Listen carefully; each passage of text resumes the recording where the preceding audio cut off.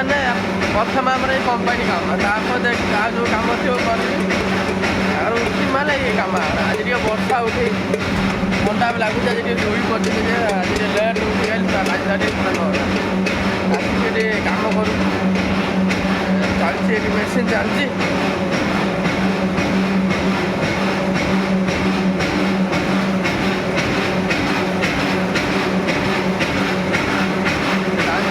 ଚାଲି ସାଉଣ୍ଡ ହେଉଛି, ଶୁଭୁନି କିଛି।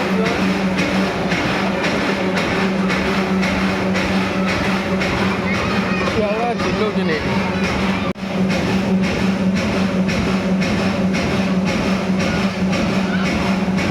ଦେଖନ୍ତୁ ପିଲାଗୁଡ଼ା ପାଟି କରୁଛନ୍ତି କେମିତି, ବର୍ଷା ବି ଉଠେଇଛି, କାଉଁଳିଆ କରି ରଖିଛି, ପାଗ ଥଣ୍ଡା ଲାଗୁଛି।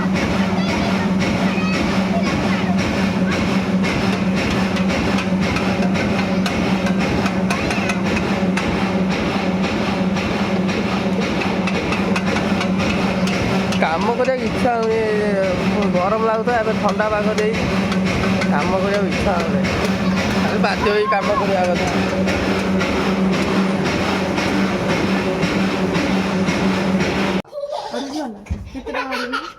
ଅଢ଼େଇଶହ କ୍ୟା ଖିସିମିସି ଆଣିଥିଲି 250 60 ଟଙ୍କା, କାଜୁ ଅଧିକ ପଇସା 100 ଟଙ୍କା ନାଖ। 250 ହଁ ନାଇଁ 50 ଏଇ 100 ଗ୍ରାମ ବାଲା ପ୍ୟାକେଟ ମୁଁ ଜାଣିନି ନା କିଏ 500 କିଲୋ 500 କିଲୋ କଣ ଛୋଟ ନାହିଁ।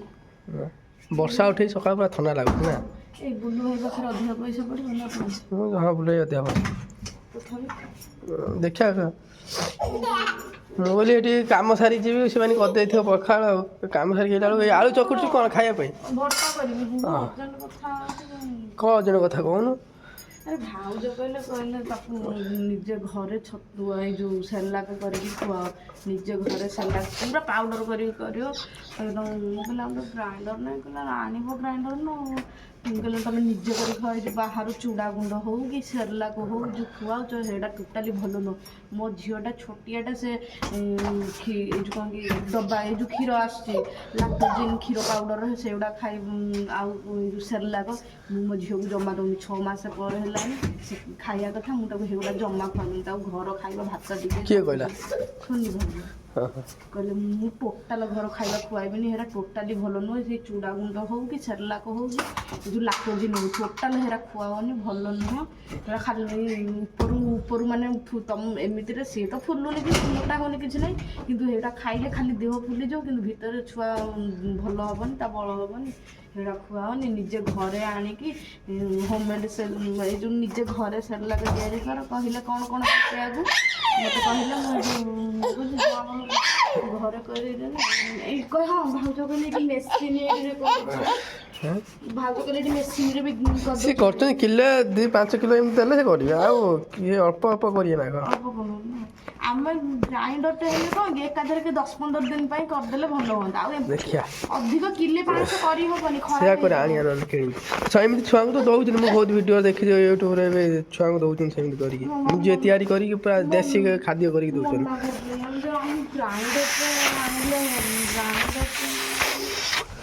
ଗ୍ରାଇଣ୍ଡରରେ ହେଇଯିବ ନିଜ କଥା। ଭାଉଜ କହିଲେ ତମେ ଗ୍ରାଇଣ୍ଡର ଆଣୁନ, ଅଛି ଗ୍ରାଇଣ୍ଡରରେ ଆଣୁନ। କ'ଣ କରିବି ଏଇଟା? କେତେବେଳେ କ'ଣ ମାରିବି ଏଇଥିରେ କେତେବେଳେ କ'ଣ ଦରକାର ଆଣିଆ। ରହିଲାଣି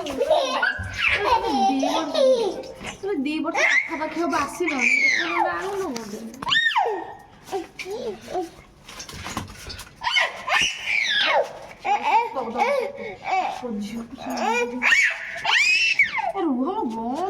ମୁଁ ଯାଉଛି ବଇଲ ଜଳୁଛି, ମୁଁ ଜାଳିକି ଆସେ, ତାପରେ ଆସିକି ଖାଇବି। ରେଡ଼ି କର ପଖାଳ, ଆସିଲେ ଖାଇବି। ଫୋନ୍ କରିବୁ। କ'ଣ କାଁ ହେଉଛୁ ଏଇଟା? ତୁ ନେ ଖେଳେ, ମୁଁ କାମ କରୁଛି ବା। ମୁଁ ତ ଖେଳିପାରିବିନି ତୋ ସହିତ। ମୁଁ ଆସେ କାମ ସାରିକି ଆସେ, ଖେଳିବି ତୋର। ତୁ ନେ ଖେଳେ, ମାମାକୁ ଦେ, ମାମା ଖେଳେ, ମାମା ରୋଷେଇ କରୁଛି। ସେ ବଡ଼ ଲୋକିଆ ହେଇକି ତାଙ୍କର ପଇସା ଥାଇକି ସେ କହୁଛନ୍ତି ନା ବାହାର ଖାଇବା ଆମେ ଖାଇବୁ। ସେ ଖୁଆଉନାହାନ୍ତି, କହିଲେ ମୁଁ ଖୁଆଉନି ଜମା, ଖାଲି ମୋ ଆଖି ଖୁଆଉଛି। ଆଉ ଏବେ ଏଇଠି ତା ଭାତ ଟିକେ ଚକୁଟିକି ଖୁଆଇବି, ଆଉ କିଛି ଖାଉନି। ବାହାର ଜିନିଷ ଟୋଟାଲି ଘରେ ନାହିଁ। ଗ୍ରାଇଣ୍ଡର ଗୋଟେ ଆଣିଲେ ମୋତେ ଇଚ୍ଛା ହୁଅନ୍ତାନି। ଗ୍ରାଇଣ୍ଡରଟା ହେଲେ ନିଜେ କରନ୍ତି ନା। ଏଠି ଚାଉମିନ ସୁଝୁଛି ଚାଉମିନ ଦୁଇଟା କାଠ ପକେଇ ଦେଇକି ଯାଇଥିଲି ଶିବାନୀ ପାଖକୁ ଯେଉଁ ପଖାଳ ଖାଇବା ପାଇଁ କହିବାକୁ ଯାଇଥିଲି ହେଲା ସେ ତ ଏବେ ଆଳୁ ସିଝି ଦେଇକି ଆଳୁ ଭର୍ତ୍ତା କରୁଛି ପଛରେ ସେ ଫୋନ୍ କରିବ ଯିବି ଖାଇବି ଆଉ ଏତେ କରିନି କିଛି ଆଉ ଲାଷ୍ଟ ପଳେଇ ଯାଇଛି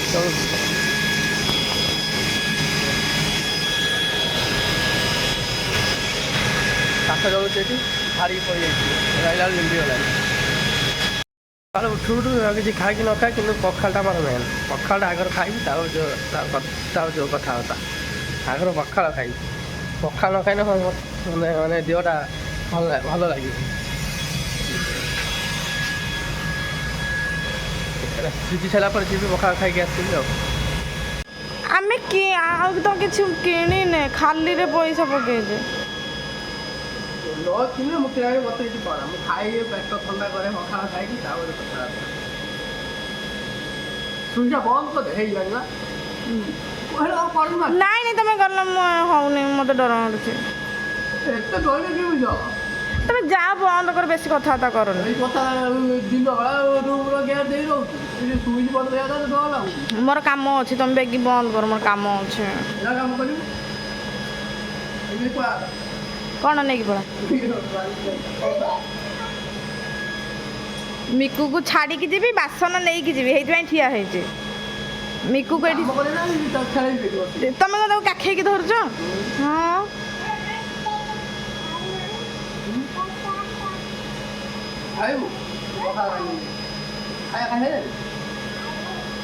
ଭାତ ଖାଇନି ଭାତ ଖାଇବ ଏବେ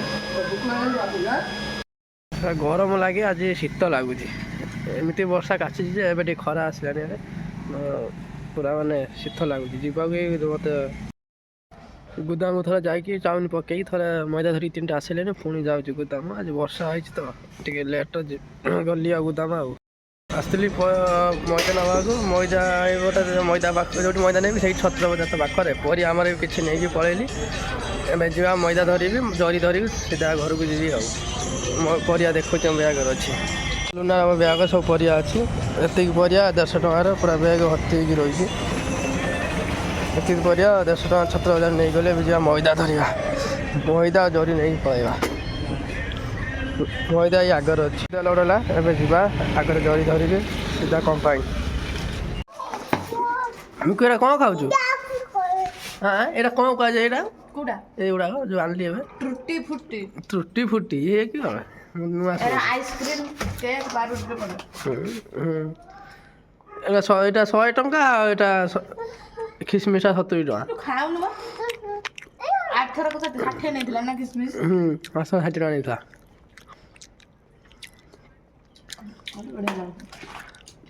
ଇଏଟା କେତେ ବଡ଼ ମିଳୁଛି କେତେ ଟଙ୍କା ଆଣିଥିଲି ନା ମଝିରେ କେତେ ଟଙ୍କା ନେଇଥିଲା 50 ଟଙ୍କା କେତେ ନେଇଥିଲା ଦେଖିଲେ ସବୁ ଶାନ୍ତ এইগুলা ସବୁ এইগুলা ଧରିକି ସବୁ ଆସିଲା ବେଳକୁ ପରିବା ପତ୍ର ସବୁ ଖିସମିସ୍ ଧରିକି ଆଇଲା ବେଳକୁ ରାତି ହେଇଗଲା ଆସି ପହଞ୍ଚିଲା ବେଳକୁ ହିସାବ କ'ଣ କରିବ ସ୍ୱାମୀ ପୁରା ଏତେ ସନ୍ଦେହ 400 ଟଙ୍କା ଦେଇକି ଆଉ ହିସାବ କରିବୁ 400 ଟଙ୍କା ହିସାବ କରୁନୁ ତୁ ସବୁ ହାତରୁ ଏଇଖିଣାରୁ ପଇସା ହିସାବ କଲେ ଇଏ ଗୋଟେ ଏମିତିଆ ସ୍ତ୍ରୀ ଗୋଟେ ହିସାବ ନେବ ସ୍ୱାମୀ ପାଖରୁ 400 ଟଙ୍କା ଦେଇଛି ହିସାବ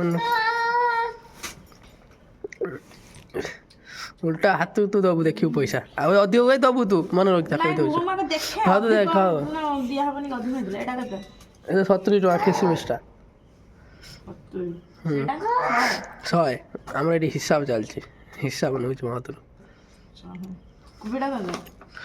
କୋବିଟା 30 ଟଙ୍କା ମୁଁ ମନା କରିଥିଲି କୋବି ଆଣିବନି ଅଛି ତମ ବା କହିଲି ବନ୍ଧାକୋବି ଅଛି ଆଣିବନି କାଇଁ ବନ୍ଧାକୋବି କୋଉଠି ଅଛି ଖଟ ତଳେ ଅଛି ତମକୁ ମୁଁ ତୁ ରଖିଲୁ ମୁଁ ଜାଣିଛି ବନ୍ଧାକୋବି ଫୋନରେ ତମକୁ ମନା କଲି କହିଲି ବନ୍ଧାକୋବି ଆଣିବନି ଅଛି କୋବି ବନ୍ଧାକୋବି ମୁଁ ତ ଶୁଭିଲାନି କାଇଁ ମୁଁ ଶୁଭିଲାନି ଏଇଟା କେତେ 30 ଟଙ୍କା ଶୁଣ କୋବି ଯେମିତି ଆଣିଛ ସବୁଦିନ କୋବି ସରିଲା ପର୍ଯ୍ୟନ୍ତ କୋବି ଭଜା କରିବି ଦେଖୁଛ ନା ଏଇଠି ଅଛି ଗୋଟେ ଏଇଟା ଖାଇ ହଉନି ହଳଦିଆ ପଡ଼ିଗଲାଣି ଏଇଟାକୁ ଖାଇ ହଉନି ତମେ ଆହୁରି ଆଣିଛ କୋବି ଅଛି କି ମୁଁ କହିଲି ତୁ ଖଟରେ ରଖିଦେଉଛୁ ପରିବା ପତ୍ର ଗୁଡ଼ା ଦେଖାହେଲେ ନାଇଁ ନାଇଁ ତମେ ମୁଁ ତ ତମ ଫୋନରେ କହିଲି ନା କୋବି ଅଛି ବନ୍ଧାକୋବି ଅଛି ଆଣିବନି ତମେ ଆଣିଛ ଖାଲି କୋବି ଭଜା ହବ ସରିଲା ପର୍ଯ୍ୟନ୍ତ ନହେଲେ ନଷ୍ଟ ହବ ଏଇଟା ରହିଲେ ବନ୍ଧାକୋବି ଭଜା ହବ ଖାଲି ରାତିରେ ଡେଲି ବନ୍ଧାକୋବି ଭଜା ରାତିରେ ଡେଲି ବନ୍ଧାକୋବି ମଣିଷ ନା ଷଣ୍ଢ ବନ୍ଧାକୋବି ଖାଇବ ହଉ ଏଇଟା କେତେ କହିଲ 30? ହୁଁ 30 ନା 30 ଟଙ୍କା ସତ ସତ ସବୁ କହିବ ହେଲା ବଢେଇ ଚୁଡେଇ ବଡ଼ ଚୁରାଟା ଓଜନ କେତେ ନେଇକି ନହେଲେ ଓଜନ କାଇଁ କରିବି ଓଜନ ସିନା କରିଦେବି କେତେ ଜାଣିବି ମୁଁ କଣ ରେଟ୍ ଜାଣିଛି ନା ଯାଇକି ଶୁଣିଥିଲି ତମେ କହିବ ରେଟ୍ ସେ ସବୁ ଖାଇ ସାରିଲେଣି ତାକୁ ଏଇଟା ଭାରି ଭଲ ଲାଗୁଛି ତାରି ପାଇଁ ଆଇଛି ପାଟିରେ ହାତ ପୁରେଇ ଦେଉଛି ଏକାଥରେ ସେ ପାଉରୁଟିରେ ଖାଲି ବାଛି ବାଛି ଏଇଟା ପାଉରୁଟି ଖଣ୍ଡ ତା ଖଣ୍ଡ ମିଶେଇକି ଦେଇଥାନ୍ତୁ ସବୁ କଲର ଯୋଉ 3-4 କଲର ମିଶେଇକି ଦେଇଥାନ୍ତୁ ଅଳ୍ପ ଅଳ୍ପ ଟିକେ ଟିକେ ହଁ ହଁ ସବୁ ଏବେ କଲର କଣ ଦିଟା କଲର ଦେଇଛି କଣ ଏକାଥରେ ସବୁ ଖୋଲିକି ଖାଉ ଯୋଉଟା ହେଲେ ଗୋଟେ ତ କଲର ଖାଉ ହଁ ତୁ ଖା ହଁ ଟେଷ୍ଟି ବନ୍ଧାକୋବିଟା 30 ତାହେଲେ ହୁଁ ବନ୍ଧାକୋବି 30 ଇଏ କେତେ କେତିକି କଣ ଜଳଖିଆ 30 କେତିକି କଣ ଆଣିଛ ପଇସା ଥିଲାନି 30 ଟଙ୍କା ନେଇ ଆଇନି ଅଦା କେତେ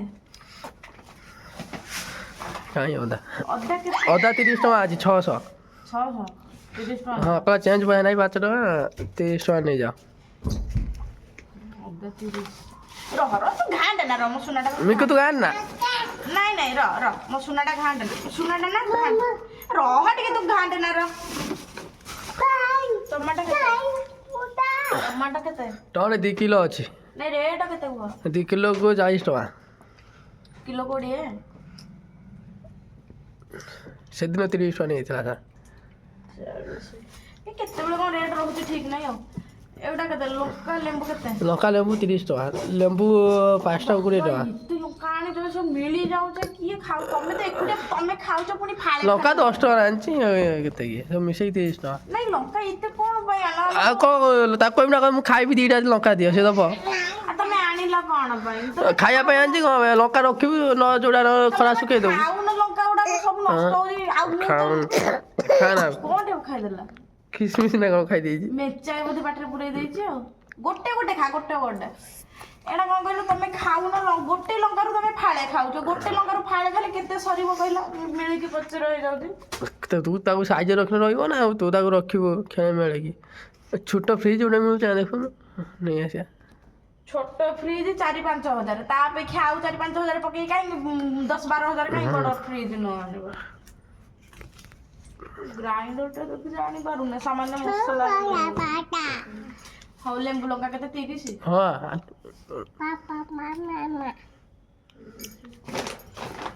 ପୋଟଳ କେତେ ପୋଟଳ 30 ଟଙ୍କା 500 କିଲୋ କେତେ 60 ଟଙ୍କା ମତେ ଏମିତି 100 ଟଙ୍କା କହିଲ କେତେ କ'ଣ ରେଟ୍ କ'ଣ କହି ହେଉଛି ଫୋନରେ କହିଲ 5 ମିନିଟ୍ରେ ରେଟ୍ ତମର କମି ଯାଉଛି ବଢି ଯାଉଛି ମୁଁ ପଚାରିବାକୁ ଗଲେ ଆଉ ଥରେ ବୁଲି ବୁଝିକି ନେଇକି ଜଣେ ଜାଗେ 80 ଟଙ୍କା ଜାଗେ 100 ଟଙ୍କା ଜଣେ 60 ଟଙ୍କା ତାହେଲେ 500 କୁ କେତେ ନେଲା 530 ଟଙ୍କା ନେଲା କେତେ ଟଙ୍କା ନେଲା 530 ଆଉ କ'ଣ ହଁ ଏ ଛୋଟ ପିଆଜ ଅଛି ତ ସିମ କେତେ ସିମ 20 ଟଙ୍କା ନା ନା ସିମ କେତେ 250 ଆଣିଥିନି 215 ଟଙ୍କା ନା ନେଲା 15 ଟଙ୍କା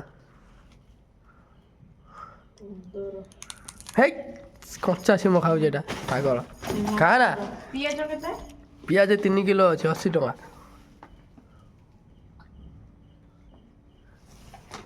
ପୋଟଳ ଗଲା ସିମ ଗଲା ବିନ୍ କେତେ ବିମ୍ 500 ଅଛି 20 ଟଙ୍କା 20 ଟଙ୍କା ନା ବିମ୍ 500 କୁ 15 ଭଲସେ ଟଙ୍କା କୁହ ମନେ ପକେଇ 15 ଟଙ୍କା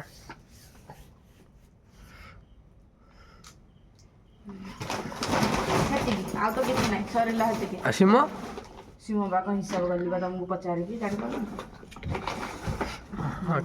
କେତେ ଟଙ୍କା ହେଲା କହ ଏବେ ଆଉ ତ କିଛି ଆଣିନ ନା ଆଉ କିଛି ଆଣିଛ କି ଦେଖ ତମେ ନିଜେ ଦେଖ ହଁ କେତେ 470 କହ ମୁଁ ମନେ ମନେ ହଉଛି 500 ଟଙ୍କା ଦେଇଛି ତାହେଲେ 70 ଟଙ୍କା କିଏ ମୁଁ ଦେବି 400 ଟଙ୍କାର ଜିନିଷ 400 ଟଙ୍କାର ଜିନିଷ ଆଣିନହେଲେ ଏକାଥରେ ବି ଆଉ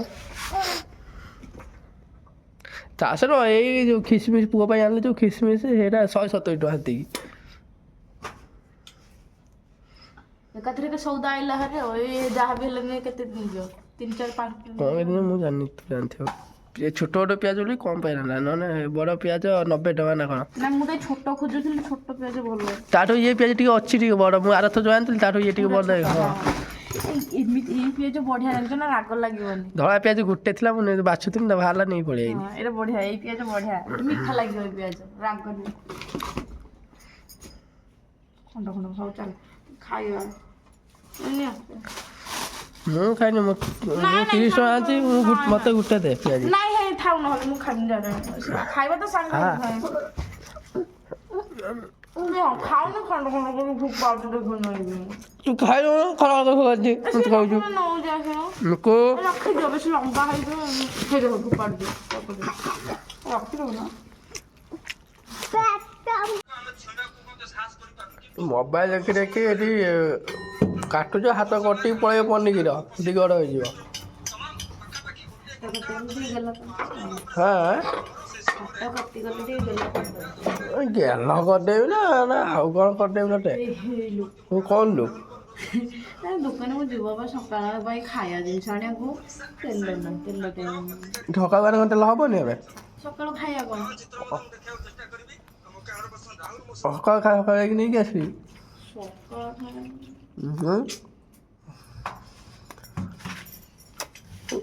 ମାନେ କାଲି ଖରା ହେଉଥିଲା ନା, ଖରା ଜୋରରେ ଗରମ ହେଉଥିଲା, ଆଜି ବର୍ଷା ହେଇଯାଇଛି, ପୁରା ଥଣ୍ଡା ହେଇଛି। ମୁଁ ଯେଉଁ ଗଲି ଗୁଦାମକୁ ଆଣିବାକୁ, ଯେଉଁ ମଇଦା ପରିବା ଧରିକି ଆଇଲି, ଯେଉଁ ରୁମ ଟାଙ୍କୁରି ଉଠିଲା ସବୁ, ଏତେ ଯେଉଁ ଥଣ୍ଡା, ମାନେ ଥଣ୍ଡା ଦିନ ଯେଉଁ ଥଣ୍ଡା ଲାଗେନି, ପୁରା ସେମିତି ଥଣ୍ଡା ଲାଗିଲା, ମୋତେ ଥଣ୍ଡା ହେଇଗଲାଣି। ଏଇଟା ପାଟିରେ ଖାଲି ପୁରଉଛ ମ, ଖାଲି ପୁଡ଼ିଆ ପାଠ ପଢ଼ୁ କ'ଣ ଖାଲି କୋବି ଭାଜିବୁ, କୋବି ସାର ଆଉ କ'ଣ?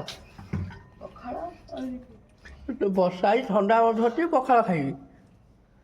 ହଁ ସକାଳେ ପଖାଳ, ରାତିରେ ପଖାଳ, ଆଉ ଦୁଇ ପରେ ପଖାଳ କରୁନୁ, ଗରମ କାହିଁକି କରୁଛୁ? ଆଉ କରିଦେଉଛି ଆଉ।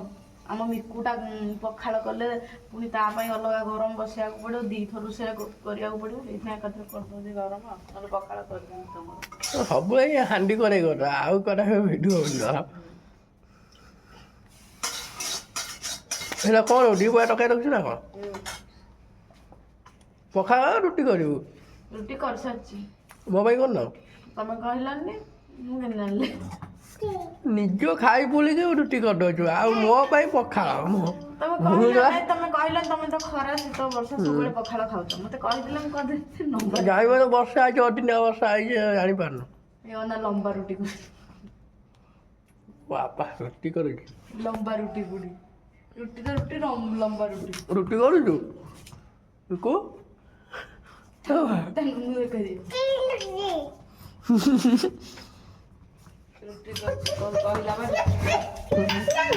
ତମେ କହନି, କହିଲେ ଫୁଲେଇ ହେଇକି ସେ କେମିତି ଘଟୁ ଭଲସେ ରୁଟି କରେ। ତେଲ ଅଛି ଭାଇ, ମୁଁ ତେଲ ନାହିଁ, ଟିକେ ନାକୁ ଅଛି, ଟିକେ ନାକୁ ଅଛି। ସକାଳୁ ତ ହବନି ତେଲ, ସକାଳୁ ତେଲ ଆଣିକି ସକାଳୁ ଆଣିଲେ ଭଜା ଭଜି ହବ, ନହେଲେ ବନ୍ଧାକୁ ଖାଲି କାଟିଦିଅ, ଆଳୁ କାଟିଦିଅ, ତେଲ ଅଧିକ ପକେଇକି ପୁରା ଆଳୁ ପକେଇଲେ ଭଲ ଲାଗୁନି। ବନ୍ଧାକୋବିଟା ତେଲ ପକେଇକି ପୁରା ଟିକେ ପୁଡ଼ି ପୁଡ଼ିଆ କରି ଭାଜିବୁ, ପିଆଜ ଟିକେ ଅଧିକା ପକେଇବୁ। ବାଛିଲୁଣି ପରିବା ଗୁଡ଼ାକ, ଗୋଟେ କାମ କରୁଛ ନା, ବାଛି ସାଇଜ ରଖିଲୁ, ସବୁ ମିଶିକି ରହିଛି। ଶିମ୍ବ ଅଛି ନା କ'ଣ ଗଲାନି? ଆଚ୍ଛା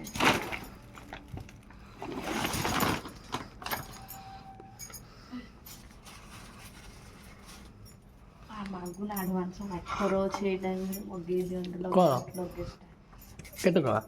650 ମଗେଇଦେବୁ, କିସ୍ତି ପଇସା ଆର ମାସ ଅଛି, ଆଣିପାରୁଛୁ ନା? ଆମେ ଯେଉଁ ଘରକୁ ଯିବା ଲଗେଜ ନେବା ନା ନେବାନି? ତାହେଲେ ତୁ କ'ଣ ନେଇଯିବୁ? ପଇସା ନେଇଯିବୁ? ପ୍ୟାଣ୍ଟ ସାର୍ଟ ମିକୁର, ତମର ମୋର ପ୍ୟାଣ୍ଟ ସାର୍ଟ ନିହାତି ଦରକାର, ଲଗେଜଟେ ମଗେଇଥିଲେ ଭଲ ହେଇଥାନ୍ତା ବୋଲି ମୁଁ ଭାବୁଥିଲି। ମାଗେ ଏବେ ଅଫର ଅଛି ନା, ସେଇଟା 1000-1200 ହେଇଯିବ। ମଗଉନୁ, ମାଗିଲେନି କୁହେକି ଆଡ଼ଭାନ୍ସ ମାଗୁନ, ଅନଲାଇନ୍ ପେମେଣ୍ଟ କରିଦେବା, 650 ପଡ଼ନ୍ତା। ଲଗେଜଟା ମଇଦା ଆଖା ବୁଲେଇ ନେଇଚାଲ ପ୍ୟାଣ୍ଟ ସାର୍ଟ। ଲଗେଜଟା ହେଲେ କ'ଣ କି ଗୋଟିଏରେ ସବୁ ଧରିଯିବ, ଆଉ କିଛି ଦରକାର ପଡ଼ିବନି ନା। ଆଉ ଏମିତି ବ୍ୟାଗରେ ନେଲେ, ଏଇ ଗୋଟେ ବ୍ୟାଗରେ ଟୋଟାଲ ଧରିବନି। ମିକୁର ଖାଇବା ଅଛି ତ, ହଗିସ୍, ମିକୁର ହଗିସ୍ ଯିବ, ମିକୁର ଖାଇବା ଯିବ, ଟିସୁ ଯିବ, ଆଉ ତାର ସାର୍ଟ ପ୍ୟାଣ୍ଟ ଯିବ, ଛୋଟ ଛୁଆ ତାର ଅଧିକ ସାର୍ଟ ପ୍ୟାଣ୍ଟ ଯିବ, ଆମର ବି ସାର୍ଟ ପ୍ୟାଣ୍ଟ ଯିବ। ଲଗେଜଟା ହେଲେ କ'ଣ କି ଏକାଥରକେ ସବୁ ଧରିଯିବ, ଆଉ ବ୍ୟାଗ୍ ହେଲେ 2-3ଟା ଦେଖିବ ନିହାତି ହବ, ଗୋଟେ ବ୍ୟାଗ୍ରେ ହବନି।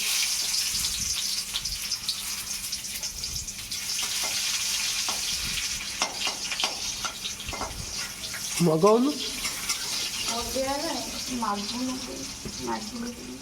ଅନଲାଇନ୍ର ପେମେଣ୍ଟ କରିବୁ? ଅନଲାଇନ୍ର ଅନଲାଇନ୍ ଏତିକି ସେତିକି ନା ଯୋଉ କ୍ୟାସ୍ ଅଧିକ ପଡ଼ିବ?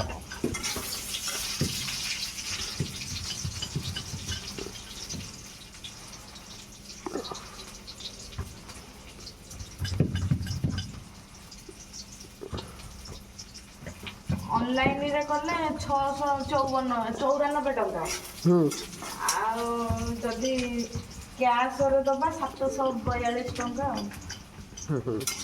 ମାନେ କେତେ ଟଙ୍କା କହୁଛି, ଏ 40-50 ଟଙ୍କା ଅଧିକା।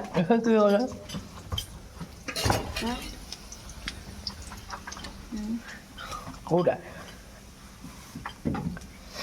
ଏଇ ଲଗେଜଟା ଗ୍ରୀନ୍ କଲର? ହଁ, ଆହୁରି 1500 ଟଙ୍କାଠୁ ତଳକୁ ନାହିଁ ଟୋଟାଲ, ଏଇ ଗୋଟିକ ହିଁ କମ ଅଛି, ସବୁ 1500 ଟଙ୍କା, ଇଆଠୁ ନାହିଁ। ଏଇ ଦେଖିବା ନିଜେ କିନାର ମୁତୁଛି, ଆମର ଏଇଟା ନୁଙ୍ଗୁରା ପିଲା ମୁତି ଅନେକ ନୁଙ୍ଗୁରା ଆଜ୍ଞା ମୁତି ନୁଙ୍ଗୁରା ମୁତି ଭଲ ଲାଗେ। ଏତେ ଟଙ୍କାଟା ନା ଅନଲାଇନରେ ଦବାକୁ ବିଶ୍ୱାସ ହଉନି, କୋଉ 40-50 ଟଙ୍କା ଅଧିକା ପଡ଼ିବ। ମୁଁ ଭାବୁଛି କ୍ୟାସ୍ରେ ମଗେଇଦେଲେ ଭଲ ହୁଅନ୍ତା।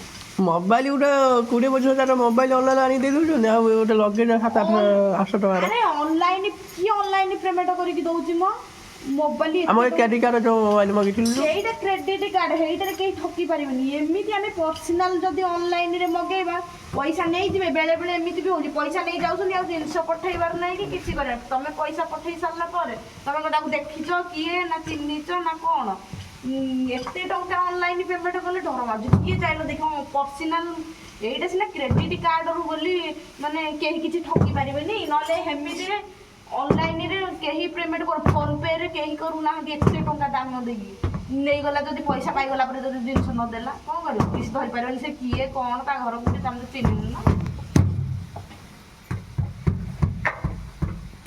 କଣ କହୁଛୁ? କ୍ୟାସ୍ ଦେଇକି ଆଣିବା ପାଇଁ କହୁଛୁ? ଗ୍ୟାସ୍ ଦେଇକି ଆଣିବ। ଏତେ ଟଙ୍କା ନା 600 ଟଙ୍କା।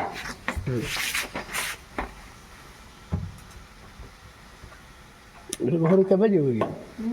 20 ତାରିଖରେ ବା, 20 ମାନେ 20, ଆଗ ନାହିଁ ପଛ ନାହିଁ, 20। ତ ଲଙ୍କା ବୁଡ଼ି କେତେ ତାରିଖ? 22ରେ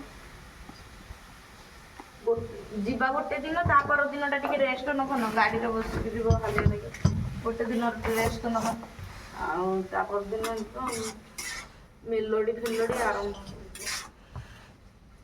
ଏଇଥରକ ଯିବେ କିଏ କେଜାଣି, ଆରଥରକ ପପୁ ପମ୍ପମ୍ ଯାଇଥିଲା, ଅସୀମା ପଣ୍ଡା ଯାଇଥିଲା, ଆହୁରି ଆଉ ଯୋଉ କିଏ ମ ଅସୀମା ପଣ୍ଡା, ପପୁ ପମ୍ପମ୍, ଆଉ କିଏ ହ୍ୟୁମାନ ସାଗର ଯାଇଥିଲା ଆର ବର୍ଷ। ଜାଣ୍ଟାଳ କଣ ଗଲା? ଆରେ ଭଲ ଭଲ ଲୋକ ଯାଉଛନ୍ତି, ମେଲୋଡି ତାଙ୍କୁ ନଉଛନ୍ତି ବୋଲି କହୁଛି ତ। ଦେଖିବ ନ୍ୟୁଜରେ ବାହାରି, ଆମ ଦଶପଲ୍ଲା ଲଙ୍କା ପୋଡ଼ି ସବୁ ବର୍ଷ ନ୍ୟୁଜରେ ବାହାରି, ସବୁ ବର୍ଷ ପୁରା ଆମ ଓଡ଼ିଶା ଫେମସ୍। ଏଇଟା ଜାଣିଛ ନା? ଆମ ନୟାଗଡ଼ର ଫେମସ୍ ଲଙ୍କା ପୋଡ଼ି, ଓଡ଼ିଶାରେ ଫେମସ୍। ନୟାଗଡ଼ ଲଙ୍କା ପୋଡ଼ି, ରାବଣ ପୋଡ଼ି, ଲଙ୍କା ପୋଡ଼ି ତ ସେମାନେ କହୁନାହାନ୍ତି, ଆମର ଖାଲି ଏଇ ଏରିଆରେ ଲଙ୍କା ପୋଡ଼ି କୁହନ୍ତି, ଆଉ ସବୁବେଳେ ରାବଣ ପୋଡ଼ି ବୋଲି କୁହନ୍ତି। ରାବଣ ପୋଡ଼ି କଣ, ଲଙ୍କା ପୋଡ଼ି କଣ, ମୁଁ ତ ନୂଆ ଶୁଣିଛି, ମୁଁ ଜାଣିନି। ରାବଣ ପୋଡ଼ି ମାନେ ଯୋଉ ରାମାୟଣରେ ଲେଖା ହେଇନି, ରାମ ଆଉ ରାବଣ ସୀତା ବିଷୟରେ ସବୁ ଯୋଉ ରାମାୟଣଟା ଯୋଉ ଲେଖା ହେଇଛି, ରାମାୟଣ ମାନେ ସେଇ ବିଷୟରେ ହଉଛି, ମାନେ ରାମ କେମିତି ଜନ୍ମ ହେଲେ, କେମିତି ବଡ଼ ହେଲେ, କେମିତି ବନବାସ ଗଲେ, ସୀତାଙ୍କୁ କେମିତି ରାବଣ ନେଇକି ଗଲା, ମାନେ ରାମ ଜନ୍ମଠୁ ଧରିକି ରାମ ବାହା ହେଇକି ତାଙ୍କର ରାବଣ ମରିବା ପର୍ଯ୍ୟନ୍ତ ସବୁ ବିଷୟ ଯୋଉ ଲେଖା ହେଇଛି, ସେଇ ବିଷୟଟାକୁ 10-15 ଦିନ ଭିତରେ ସେ ସାରୁଛନ୍ତି। ଦଶ ମନେ ନେଇ ସରିବ, ମୁଁ ମାନେ 12 ବର୍ଷ ଲାଗୁଛି, ମାନେ ରାମ ସୀତା ଏଇଟା କଣ ପାଟିରେ କହୁଛି ନା, ଏତେ ବଡ ବହି ହବ, ଏଟା ନାଟକ ଇଏରେ କରାହଉଛି। ଏଇଟା 10-15 ଦିନ ହଉଛି ଆମର ଯାତ୍ରାଟା, ତ ବାପା ଦୋକାନ ସେଇଥିପାଇଁ ତ ମାନେ ଯାତ୍ରା 10-15 ଦିନ ହବ, କିନ୍ତୁ ଯାତ୍ରାଟା ପୁରା ରହିବ ମାସେ। ତ ଆପଣଙ୍କ ଦୋକାନ ନେଇଯିବ କହୁଥିଲା, କିଏ ଜାଣିନି ନେଇ ତ ଆମ ଦୋକାନ ନେଇଯିବ କଥା କୁହେ, ମତେ କୁହେ, ମୁଁ ବୟ ତମକୁ କିଛି କହୁନାହାନ୍ତି ଦୋକାନ ନେବାକୁ ଆମେ ଆମର ବୁଝିବା ତମକୁ କିଛି କହିନି ଦୋକାନ ବିଷୟରେ କିଛି କହିନି ଆମେ ଆମର ଯିବା ବୁଲିକି ପଳେଇ ଆସିବା ମୁଁ ପଳେଇ ଆସିବ ଛାଡ଼ି ଗୋଟେ ରହି ତାପରେ ନାଇଁ, ନାଇଁ ନାଇଁ ପାଇବ ନାଇଁ ହେଇପାରିବ ଛାଡ଼ି ଦେଇକି ଆସିଲେ ହେଇପାରିବ ଟୋଟାଲି ଦେଖିବା ଦେଖିବା ତମେ କେମିତି ଆସିବ ଚାଲ ଦେଖିବା କିନ୍ତୁ କେମିତି ଆସିବ ମୁଁ ନ ଆସିଲେ ତମେ କେମିତି ଆସିବ ଦେଖିବା ତୁ ପରେ ଆସିବୁ ତ ବୁଲିବା ଲାଗି ନାଇଁ ସାଙ୍ଗ ହେଇକି ତ ଆସିବା କୋଉ 5-6 ଦିନ ରହିବା ଯେ ଏତିକି ଦିନ ଖାଲି ତ କାମ 5-6 ଦିନ ଏମିତି ଛୁଟି ନେଇଗଲେ ତମର ସରିଯାଉଛି କାମ ହଉ ଜଲ୍ଦି ରୋଷେଇ କରେ ଖାଇବା ଖାଇ ଖୋଇବା ନିଦ ଲାଗିଲାନି ମୋତେ ଥଣ୍ଡା ପାଗ ନା ନିଦ ଲାଗିଲାନି ମୋତେ ତୁ ତ ଖାଇ ପାରିଲୁନି ତୁ ଆସିକି